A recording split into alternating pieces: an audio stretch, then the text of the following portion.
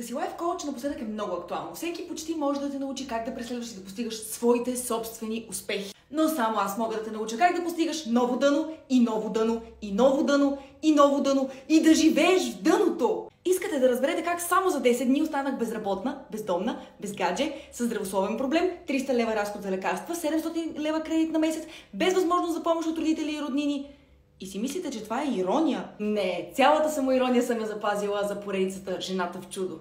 Казвам се Даяна Йорданова и съм на 27 години от град Видин. В момента живея в София в студентско общежитие на УНСС, където следвам право. Върнах се да довърша висшето си образование след 4 години прекъсване. От 2 години развивам собствен бизнес, брандът ми се казва Душичка.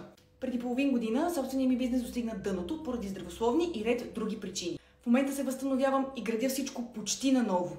Както казват, когато достигнеш дъното, нямаш друг избор, освен да вървиш нагоре, където е и бутона Subscribe, за който може да се абонирате за канала ми, защото този път не искам да се развивам сама. С удоволствие ще ви разкажа за всички трудности и успехи, през които съм преминала и ще продължавам да преминавам с Душичка. Благодаря на всички, които вече ме подкрепят.